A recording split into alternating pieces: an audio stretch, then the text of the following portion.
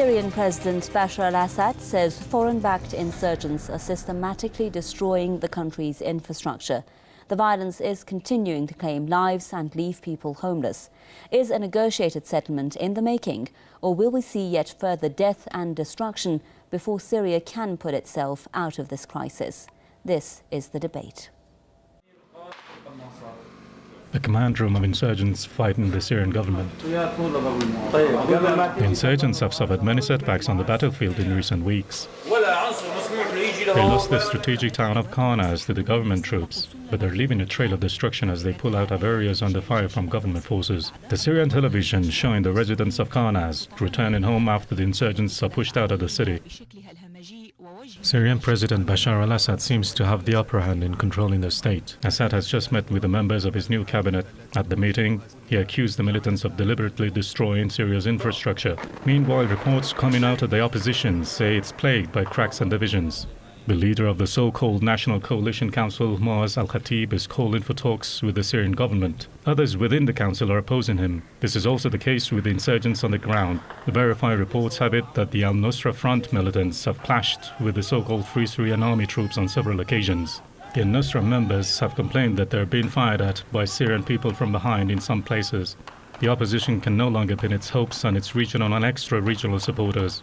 Saudi Arabia has already withdrawn much of its support and is only paying lip service to Assad's opponents. The US has also been watching the situation in Syria without taking any actions in favor of the insurgents. Back on the battlefield, fierce fighting has subsided in many areas. The scenario for Syria has hit a deadlock as foreign supporters of the insurgency have arrived at the conclusion that the armed rebellion against the well-organized and well-prepared army is not paying off after 2 years. You're with the debate. Let me introduce our guests for you. From Damascus, Mr. Ala Ibrahim, a freelance journalist. Our guest in London, Richard Millett, journalist. And in Washington, Mr. Webster Tarpley, author and historian. Thank you very much, gentlemen, for being on this edition of the debate. My first question to our guest in Damascus, Mr. Ibrahim. We're hearing over signs of division and infighting between the al-Nusra Front now in Syria and the Free Syrian Army. So, viewing these kinds of infightings taking place, the al-Nusra Front against the Free Syrian Army, do you think things are getting out of control now? Mr. Ibrahim, can you hear me? Well, it looks like we've got a problem there with our guest in Damascus. We'll try to fix that problem, though, just as soon as we can. So I'll go to our guest in Washington, Dr. Tarpley, on this before we go to Damascus. Dr. Tarpley, tell us whether you think things are getting out of control when we are hearing, again, I'd put the question, of infighting taking place between the al-Nusra Front as part of the insurgency and the Free Syrian Army. Well, I think the news of the past 2-3 weeks is very grim for the fate of the rebels, that is to say, for these death squads that have been created with the help of NATO and with the help of the Gulf monarchies inside Syria. I would point primarily to 3 things. As soon as you heard Khatib, the head of the Syrian National Coalition, the new puppet front created in the last couple of months. As soon as Khatib, who is a Royal Dutch Shell executive, came out for negotiations, that immediately, I think, alerted many to the idea that the rebels may be in danger of collapse, that they had been so adamant about no talks. And once they say that they want talks, that probably indicates some weakness on their part. So, Dr. Tarpley, would you say that the fact that Khatib has called for negotiations... Yeah, Dr. Tarpley, would you say the fact that Khatib said that he is ready for negotiations with the government shows that there has been a lack of support now by especially the United States and all its allies, basically, for the insurgents? Does this mean a dwindling of that support? It seems to. We've got defeatism about this spreading in Turkey and Saudi Arabia, in Jordan, and elsewhere. So on the one side, Khatib says he wants talks. The other thing, the increased activism of the Israelis. Israelis bombing a couple of targets inside Syria. The Israelis talking about creating under their military auspices a buffer zone along the Israeli-Syrian border. And then thirdly, this news that we've got a little bit retroactive about Obama in November and December saying that he will not even increase the size of the weaponry. So you put those things together, the rebellion may very well be near collapse. Okay, well, our guest in Damascus, I'm hearing, is back with us. Let's bring him in first. Mr. Ala Ibrahim, if you can hear us, tell us whether you also agree that foreign support for the insurgents has dwindled. All right, I'll just repeat that question now for our guest. Mr. Ibrahim, has foreign support for the insurgents dwindled? Well, I think it is unclear now whether this foreign support has diminished or not. But I can tell you from reliable sources within the armed opposition groups that they are facing some difficulties in getting ammunition right now. Obviously, they're not out of ammunition, but they're facing growing difficulties in getting ammunition. But this should not be interpreted as the foreign aid diminishing for the armed groups or for the opposition in Syria, because it could be just another tool used by the foreign supporters of the opposition to pressure them, to force the opposition to do a certain act, or force them to relinquish a certain post, or take over, or do some kind of operation. So I think this question is a bit difficult to ask. We can't judge right now if the support to the armed opposition is diminishing or decreasing. Right, Richard Millett now in London. Let's have your comments on this as well. Again, 2 years on since, of course, this violence began, some have been saying that the fact that we're hearing such conflicting reports and comments, especially from the US, shows that the foreign powers who have been training and financing the insurgents actually miscalculated the situation. What do you think? I think there's very little evidence of any interference from America, et al., NATO. I don't think there's hardly any evidence. I think the only evidence we're really seeing of any foreign-backed support is coming for the Iranian regime of President Assad from Iran, who are trying to maintain support to keep that excuse me, if you would regime in allow power. me to cut in So they and can- point something out to your guest in London, that the proofs of the NATO involvement in funding and arming the opposition is not only is not absent, as he mentioned. He could he could look up any newspaper, The Guardian or The Independent, and he would see countless media reports about the support of NATO and the American so-called non-lethal aid, and the British also providing communication devices and communication networks for the armed opposition, all under the label of non-lethal aid. Right. So I think it would be a form of misrepresentation of facts if we say there is no evidence of NATO involvement or American or British involvement in financing and arming the foreign fighters and the opposition fighters in Syria. Yeah. Ms. Millett. Okay, sorry, I misunderstood. There is a minimal support of non-lethal aid. Compare that to the amount of lethal aid that is coming from Iran. The troops, the soldiers, the military hardware that cash-strapped Iran, where its Iranian people are suffering, are propping up this brutal regime. I'm sorry, but I have to cut in and point out to your guest that there is no evidence, there is no concrete evidence backing of up this such brutal Iranian regime support to Syria. And keeping the Iranian people in poverty. The evidence is absent on both sides. This uprising might have been over by now, and we would have seen the end of Assad and his brutal, tyrannical regime. Okay, Mr. Millett, you did raise your point there. I guess in Damascus, what were you saying about that? You could just repeat that for us and we'll go back to our guest in Washington. Well, I was trying to point out that your guest in London is saying that there is no proof of any, or there is proof of minimum support for the opposition fighters. But if he took a closer look, there is absolutely no evidence of any Iranian or outstanding Iranian support for the Syrian government or for hardware or lethal assistance. I think the Syrian government is receiving assistance from its allies, Iran, Russia, China, and all its allies, as the opposition is receiving assistance. But the main point that we have to make very clear here, that you can't balance the two sides. The Syrian government, it's a state, it has a right to have relations with other countries and receive aid from them, while the opposition is made out of armed groups, out of militias, and receiving them would make them foreign-backed terrorists. Okay. Well, now I guess in Washington, a lot has been said, Dr. Tarpley, about the stance of the United States, whether there's been a change now in that stance or not. For instance, we have John Kerry saying that Washington is looking for a diplomatic solution to this crisis. Then we've got Leon Panetta saying that we're thinking that it's time now to start arming the insurgents. So, and then a lot of people were saying that the fact that we had that call for negotiations by the opposition was a green light that actually the US gave to that opposition. So what do you think basically the US is looking for? A diplomatic solution or a military one?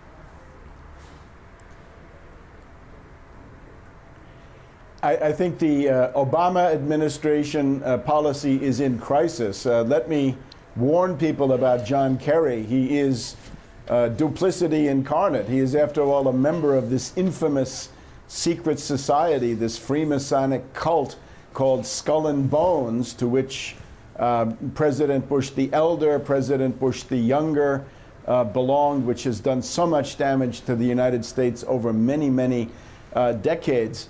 I think it's clear the United States has, certainly as the guest in Damascus is saying, has been key in delivering all kinds of heavy weapons and fighters. Indeed, what we were told of a kind of an airlift and sea lift from Libya to Turkey in the closing months of 2011 and all during 2012. It was basically the Libyan fighters, the death squads from Libya, veterans by now, who were brought to Incirlik NATO Air Force Base in Turkey, and they were then deployed across the border into Syria. Indeed, the biggest struggle in U.S. foreign policy right now is the death of Ambassador Chris Stevens in Benghazi on September 11th. Well, what was he doing there, after all? He was meeting with a Turkish diplomat. Why would he meet with a Turkish diplomat in Benghazi? It seems that he was trying to get another wave of fighters and equipment looted from Gaddafi's arms depots sent into Turkey so those could be deployed in Syria. Okay. Now, one question that has also been raised is the role of Israel in this. I'd like to put this question to Richard Millett now. When we saw that Israeli airstrike take place, Mr. Millett, in Syria, some were saying that this is Israel's formal entry now into the Syrian crisis and that it's not an isolated incident, rather, they said, a beginning of Israeli intervention. Now, what do you think that airstrike was all about? Well, there is no Israeli intervention apart from what Israel needs to do to defend itself against possible retaliation from Syria, to drag Israel into this conflict, its internal conflict. And if Israel sees ammunition that is being transported potentially to Hezbollah, then Israel will do what it needs to do to take out that potential danger to Israel. And this is an isolated incident. And if Israel sees any potential threats to its security, then Israel will do what it needs to do. I mean, let's face it, Israel destroyed the Syrian reactor 3 or 4 years ago. And if Syria was allowed to build that nuclear reactor, then we have no idea what Assad could have unleashed on his own people. So I think that Israel has done what it needs to do in the past, and it will continue to do what it needs to do to defend itself. Right. Mr. Ala Ibrahim, let's have your take on that. Do you think that this was an isolated incident? Do you think that it was coordinated with the United States? And basically, do you think there is going to be further strikes like this, or what could be called as Israeli intervention in the crisis in Syria? First of all, let's make something very clear. There was no Syrian reactor, and according to the International Atomic Energy Agency that made investigations into that matter, it could prove nothing on that matter. And as a result, we can't say to the public that there is a Syrian reactor that Israel discovered and striked 4 years ago. That's the first thing. The second thing, I am morally shocked by how easy people would say this about Israel. Israel does not have the right to attack a sovereign, independent country under any pretext. Even if Syria is doing the things that are allegedly claiming that Syria is doing, they don't have the right to attack Syria, to bomb our research centers, to attack our even so-called and alleged reactors. So this is, I think, morally wrong, that people say it as if it is accepted, which is completely unaccepted by the Syrian people. Returning to your question about the Israeli raid on Jemraya Research Center, I would tell you something. I think, judging from the political repercussions of what happened, I think the United States of America were informed of that airstrike, and I think it was coordinated with them. I find it very weird to think that the armed groups managed to take over a similar research center near Aleppo in Tel area. They attacked it for many times, and eventually they overran it. And they did the same in Jemraya Research Center. They failed to do that, and Israel stepped in and followed up with their work. Right, so I think there is some Ibrahim, kind I'll of stop you there if I may. I'm really sorry for jumping in because we are short of time. And it's now time to take a very short break and take a look at some of the comments that have been posted on our Facebook page by our viewers. We'll take a look at those comments and we'll come back. On Press TV Facebook page, we have posted this question. What's the situation in Syria now, as the unrest enters its second year? We have received many comments. Let's read some of them. Jabril Gimba: Assad is not the problem in Syria. Even if he should step down today, the bloodshed won't stop, because it's not about Assad. It's all about the resistant front against Israel, which Assad is steering its wheels. I wonder why some people just can't see beyond their nose. Rafat Hajan: I think Assad should listen to calls for peaceful solution and give Moaz al-Khatib a chance. I agree that he should hit Qatar and Saudi Arabia's mercenaries with an iron fist. Sohaib Ali: the same they did with Pakistani tribal militants. They trained, funded and lured them to fight against the army, as is the ally of war on terror. Now, those were some of the comments that have been posted on our Facebook page. There was, of course, a lot of comments. We couldn't bring all of them into the programme, but these are the ones that were frequently posted on our Facebook page. I'd just like to go to our guest now in Washington, Dr. Tarpley. Now, we are hearing that some in the United States are saying that it's time to alter the balance of power, so to speak, in Syria by reaching a compromise, but a compromise that would involve Assad's departure, and that would only work. But the question is, how is the United States, or basically the foreign powers involved, going to do that? Does this mean that they're going to still train and arm, for instance, the insurgents, the Free Syrian Army? Does this mean that they could even send cruise missiles, according to Senator McCain, and use them against Syria's airplanes? So basically, what do you think this compromise and Assad's departure will look like? Well, we might get a clue from the verbiage in Obama's State of the Union address, which is now in about 12 hours or so, even less. Any so-called compromise that has the precondition of Assad giving up power is no compromise at all, because that's been the goal of NATO and this entire foreign intervention into Syria, using terrorists as the ground forces. There is a certain amount of momentum in the U.S. bureaucracy in favor of intervening. General Petraeus is now widely reported to have been a big partisan of intervening. And of course, we've got this angry group of senators, the three amigos. Right now it's McCain and Lindsey Graham and Ayat, the lady from New Hampshire. They're all calling for heavy weapons to be given to these rebels. I don't think the Republicans will get their way. Right. I think right now this situation is undecided. Obama is vacillating. Obama's leading from behind and waiting for developments. And I think the most important development would be a significant partial collapse of the rebellion, would, I think, push the Democratic administration into not intervening. Well, that brings us to the next question. Richard Miller, do you think that the fact that we are seeing these contradictory statements from the United States, this signs of indecision right now on what kind of policy it should adopt on Syria, do you think that this is because somehow that the insurgency is not working to pull Assad out of power, and they're facing a situation now that they can't force Assad out of power, and that putting that precondition of Assad leaving as a condition for talks is not going to work? Well, what I don't understand, what's coming from my colleagues on this programme, is that there was an Arab uprising in Egypt, in Tunisia, in Libya, where the opposition eventually got rid of the dictators. What I think is very confusing is, why is Syria not part of this Arab uprising, where there is a desire from the Syrian people to get rid of a dictator who, not only himself, but his father, who massacred 20,000 people in Hama in 1982, why are they supporting Assad?